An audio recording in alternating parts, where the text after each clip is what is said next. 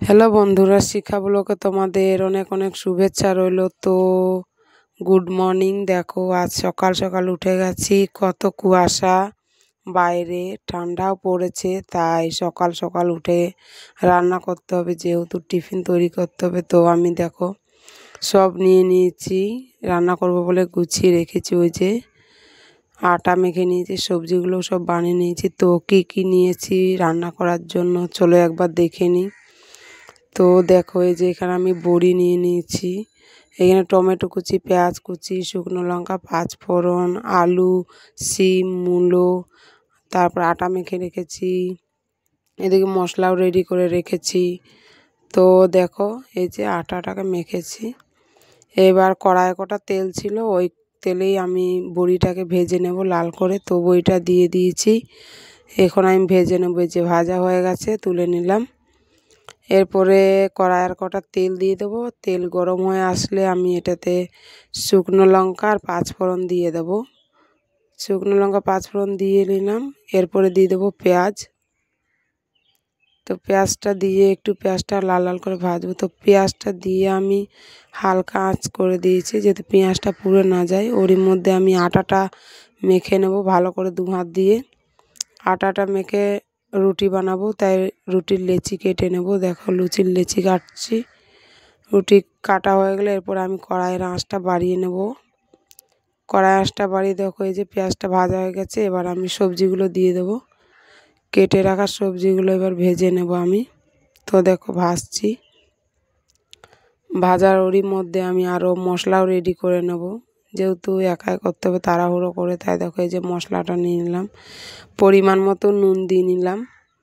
তো নুনটা দিয়ে একটু নাড়িয়ে নেব। এরপর পরিমাণ মতো হলুদ দিয়ে দেব, হলুদ দিয়ে আর একটু ভেজে নেব। ভাজা হয়ে গেলে দিয়ে দেব আমি বেটে রাখা মশলা। মশলা দিয়েছি আমি আদা, রসুন, শুকনো লঙ্কা, কাঁচা লঙ্কা, জিরা আর টমেটো কুচি। তো দিয়ে দিলাম বেটে রাখা মশলা। ওই পাশে আমার রুটি হয়ে যাচ্ছে, একই সাথে দুই পাশে বসিয়ে দিয়ে দেখো। তো মশলা কষিয়ে নেওয়া হয়ে গেলে টমেটো দিয়ে দিলাম, ওটাকে দিয়ে একটু ভালো করে কষিয়ে আমি এবার পালং শাকটা দিয়ে দেব। পালং শাকটা তখন দেখানো হয়নি, তো পালং শাকটা আমি দিয়ে নিচ্ছি। এই যে পালং শাকটা দিয়েও একটু কষিয়ে নেব ভালো করে। দেখো তো পালং শাকটা দিয়ে একটু ঢেকে রেখে দেবো কিছুক্ষণে, যত সেদ্ধ হয়। তো দেখো সেদ্ধ হয়ে গেছে। এবার সেদ্ধ হয়ে গেলে আমি এতে দিয়ে দেবো এবার পরিমাণ মতো জল। তো জলটা দিয়ে দিচ্ছি। দেখো পরিমাণ মতো জল দেওয়া হয়ে গেলে এটাকে এখন আমি ঢেকে রেখে দেবো। ওই পাশে আমি চা বানিয়ে নিচ্ছি, যেহেতু সকালবেলায় চা খেতে চায় বাড়ির সবাই। তো তরকারি হয়ে আসলে দেখো এই যে আমি বড়িটাকে দিয়ে দিয়েছি, ভাজা বড়ি। ভাজা বড়ি দিয়েও কিছুক্ষণ ঢেকে রেখে দেবো, বড়িটা সেদ্ধ হবে তাই। তো ঢেকে রেখে দিয়ে আমি এবার রুটিটা বানিয়ে নেবো তাড়াতাড়ি করে। তো দেখো আমাদের সবজি বড়ি দিয়ে ঘেট তৈরি হয়ে গেছে। তো দেখো সবজিটা দেখ কত সুন্দর হয়েছে, রুটিটাও হতে এসেছে। রুটি তাড়াতাড়ি হয়ে গেলে সবজি রুটি আমাদের হয়ে যাবে তৈরি।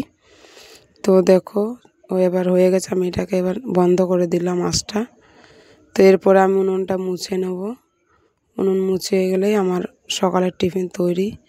তো ভিডিওটা কার কার ভালো লাগলো প্লিজ সাবস্ক্রাইব করে দিও, আর ভালো লাগলে লাইক কমেন্ট শেয়ার করে দিও সবাইকে। তো দেখো আমাদের ভিডিও এখান থেকে শেষ।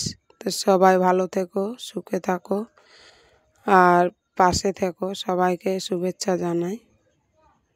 তো দেখো এই যে আমাদের রুটির সবজি হয়ে গেছে তৈরি।